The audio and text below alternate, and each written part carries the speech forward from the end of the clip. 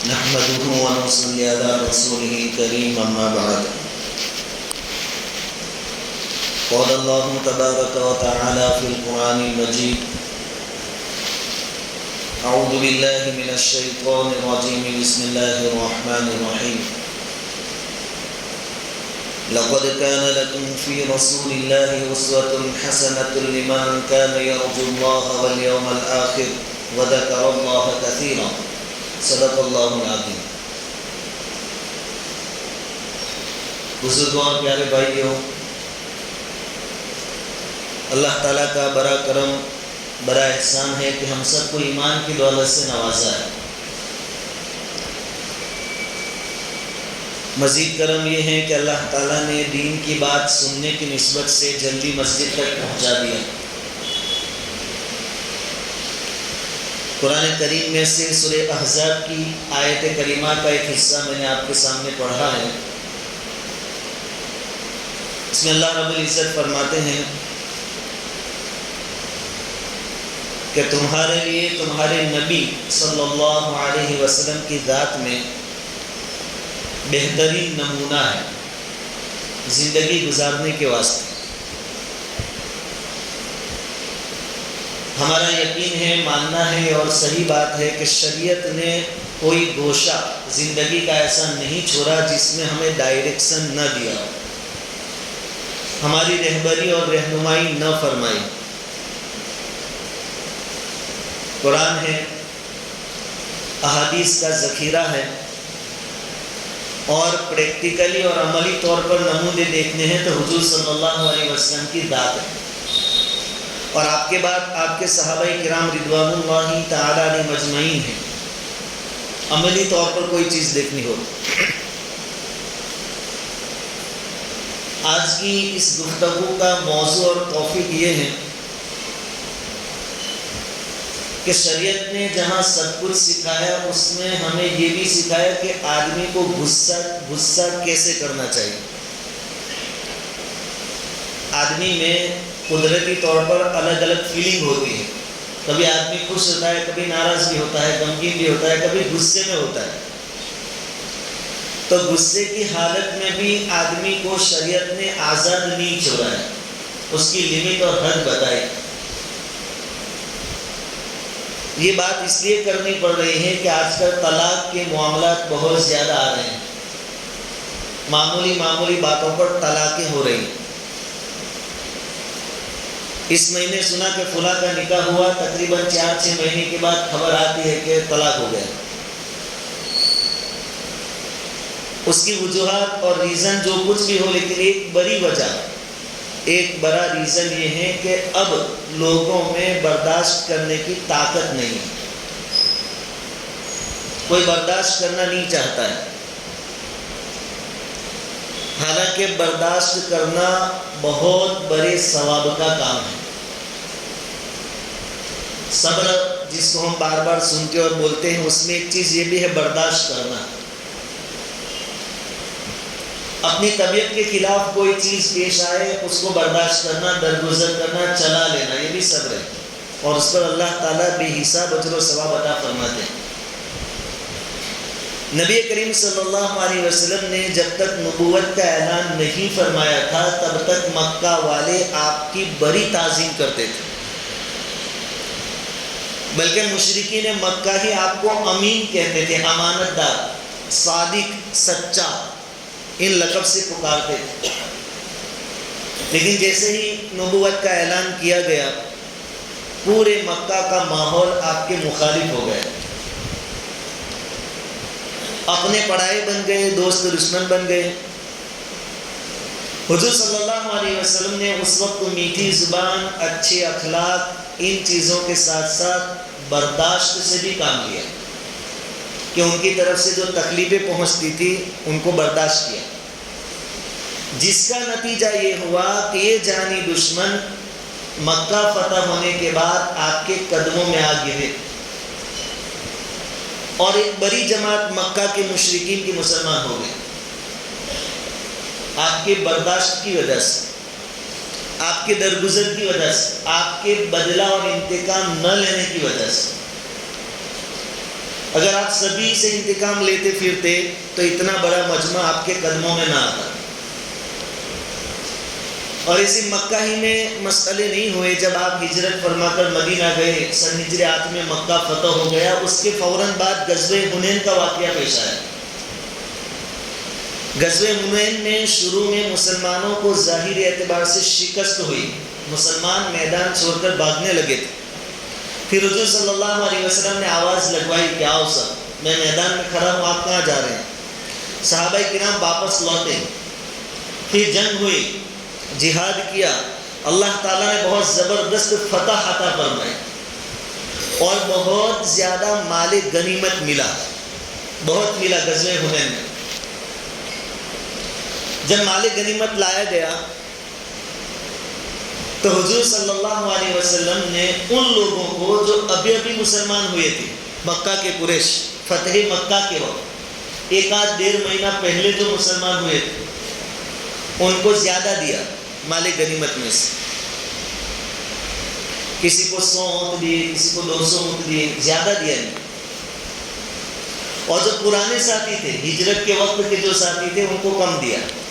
اور انصار جو تھے، مدینہ کے صحابہ جنہوں نے اپنی جان مال سب کچھ قربان کیا تھا، ان کو بھی کم دیا. لیکن صحابہ کرام کو کوئی اعتراض نہیں ہوا. لیکن کچھ نہ کچھ لوگ تو ایسے ہوتے ہیں.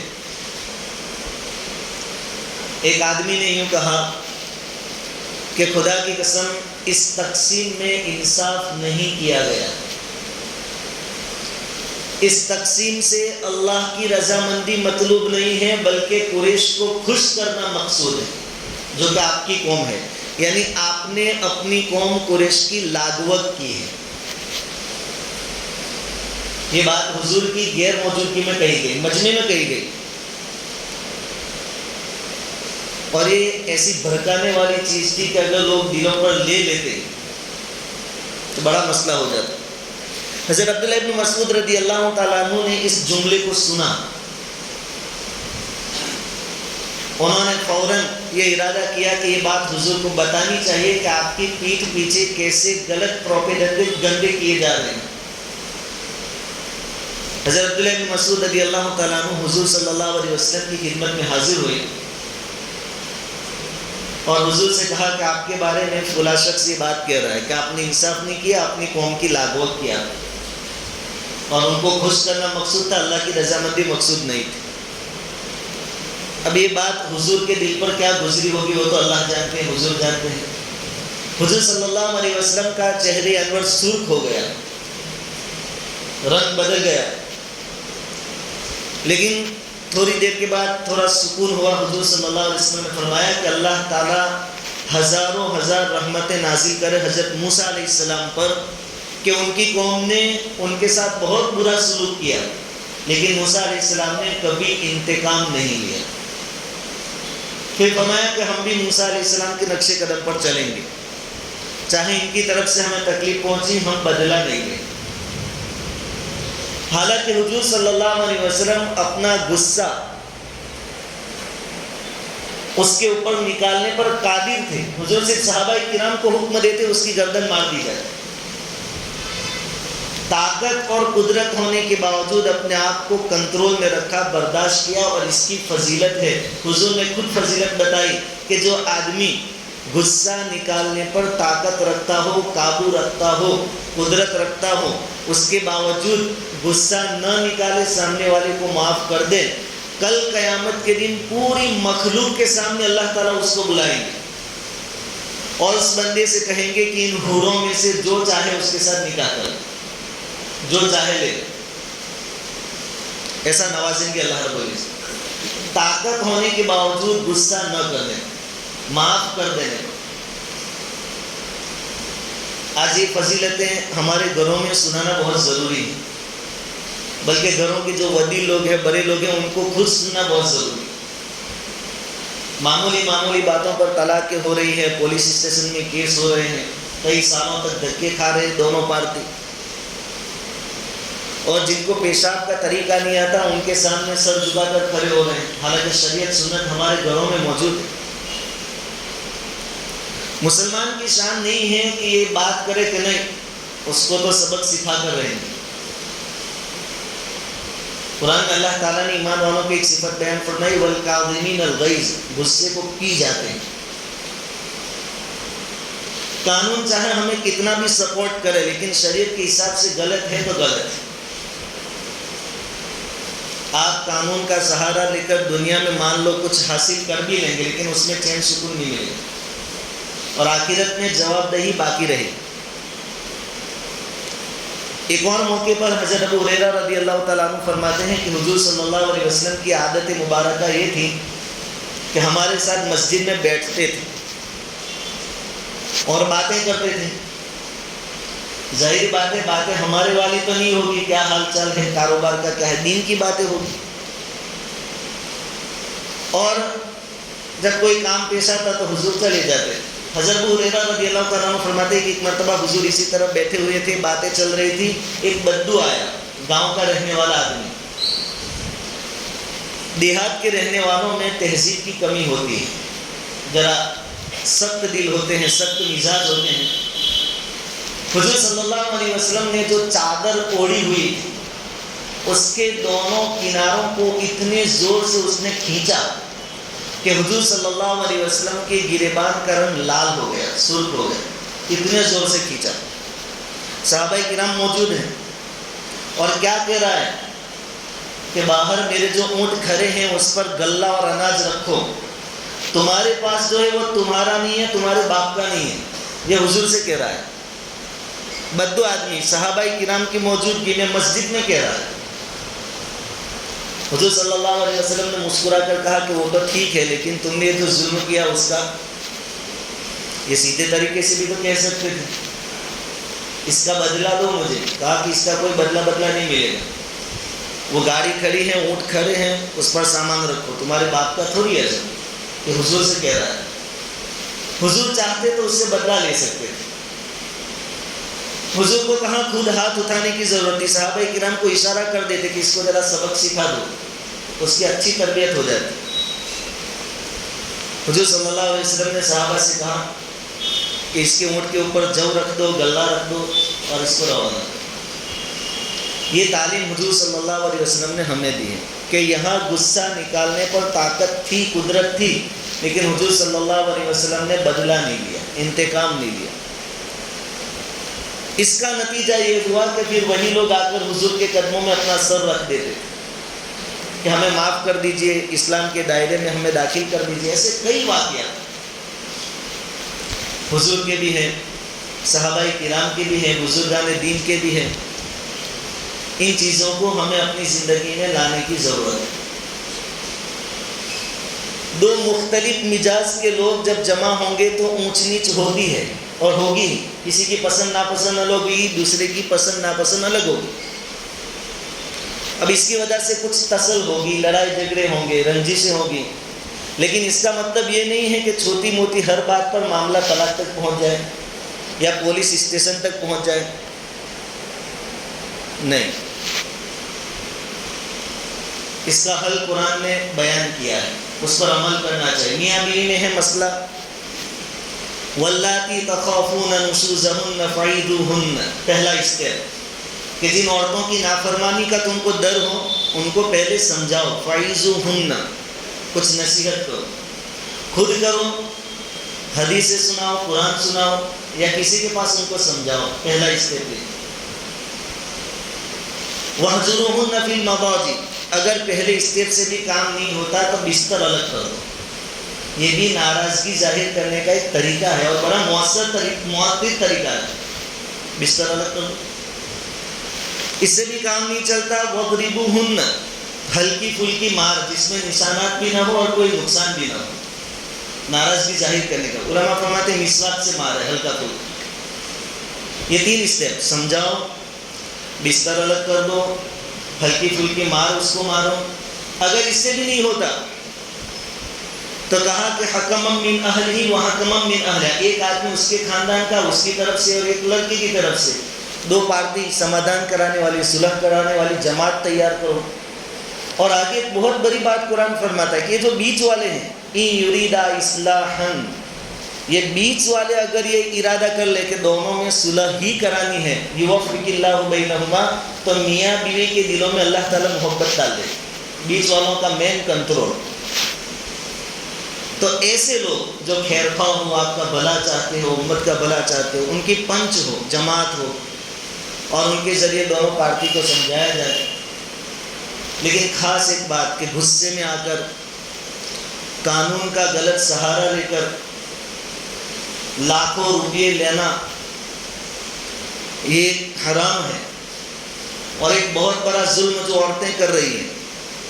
مردوں کے بارے میں تو ہے کہ وہ ظلم کرتے ہیں، لیکن کچھ معاملات میں عورتیں بھی ظلم کریں، وہ ہے باپ کو اپنی اولاد سے الگ کرنا۔ طلاق ہو گئی، الگ ہو گئے، تو چھوٹے بچے کو ماں لے جائے گی۔ اس کے بعد کئی واقعات ایسے پیش آتے ہیں کہ باپ کو اپنی اولاد کا چہرہ بھی دیکھنا نصیب نہیں ہوتا، اور ایک ایسا غم ہے کہ آدمی اس کو برداشت نہیں کر سکتا، اپنی اولاد کی جدائی۔ چاہے آپ کی ناراضگی کتنی بھی ہو، لیکن شریعت نے باپ کو حق دیا ہے، اور ہم سب شریعت کے تابع ہیں۔ تو برداشت کرنے کی طاقت اپنے اندر پیدا کرے، اور اس سے کیا ملے گا؟ ساری کائنات کے سامنے اللہ رب العزت بلائیں گے اور کہیں کہ جنت کے جس دروازے سے داخل ہونا ہو داخل ہو جائے، جو حور چاہیے لے جائے۔ اور ان اللہ مع الصابرین، صبر کرنے والوں کے ساتھ تو کون؟ اللہ خود ہے۔ چاہے وقتی طور پر ایسا لگے کہ نہیں میں کیوں جھکوں، مجھے جھکنا پڑا، میری ناک کٹ گئی، یہ مسئلے نہیں۔ حضور صلی اللہ علیہ وسلم نے گارنٹی دی ہے، اور آپ کی گارنٹی سے بڑھ کر گارنٹی کس کی ہوگی کہ حق پر ہونے کے باوجود جو جھگڑا چھوڑ دے، میں اس کو جنت میں ٹھکانہ دلانے کی گارنٹی دے رہا ہوں، حق پر ہونے کے باوجود۔ اب مسلمان کی شان نہیں ہے معمولی بات پر لڑائیاں ہوں، گاڑی سے گاڑی تھوڑی ٹچ ہو گئی تو گالم گلوچ، پھر مارا ماری، پھر پولیس اسٹیشن، یہ چیزیں ہمارے شان کے خلاف ہیں۔ پوری بات کا نچوڑ یہ ہے کہ حضور صلی اللہ علیہ وسلم نے یہ کام کر کے دکھائے، اور حضور بھی انسان تھے، صحابہ کرام نے کر کے دکھائے ہیں، ہم بھی انسان ہیں۔ اور یہ ایسا عمل ہے کہ کوئی آدمی راتوں کو تہجد نہیں پڑھ سکتا پابندی سے، ایکسٹرا نوافل اس سے نہیں پڑھے جاتے دن میں، لیکن اس کے اندر یہ طاقت ہے صبر کی، برداشت کرنے کی، تو یہ ان تہجد گزاروں سے آگے بڑھ جائے گا قیامت کے دن، نوافل پڑھنے والوں سے آگے بڑھ جائے گا۔ اس لیے بہت قیمتی چیزیں ہیں، ان کو اپنی زندگیوں میں لائیں۔ قرآن نے کہا ہے عسیٰ ان تکرہوا شیئا وہو خیر لکم، بیوی سے کچھ ناراضگی ہے، کوئی چیز اس کی پسند نہیں آتی، اس کو چلاؤ۔ قرآن کیا کہتا ہے کہ ممکن ہے کسی چیز کو تم ناپسند کرو لیکن تمہارے لیے اسی میں فائدہ ہو۔ وعسیٰ ان تحبوا شیئا وہو خیر لکم، اور کسی چیز کو تم چاہو کہ مجھے یہ مل جائے بہت اچھا، لیکن تمہارے لیے اس میں خیر نہ ہو، اس لیے وہ نہ ملتی ہو۔ اس لیے صبر کا مادہ پیدا کرے، برداشت کرنے کی طاقت پیدا کرے۔ اللہ رب العزت کہیں سنی باتوں پر کہنے سننے سے زیادہ عمل کی توفیق عطا فرمائے۔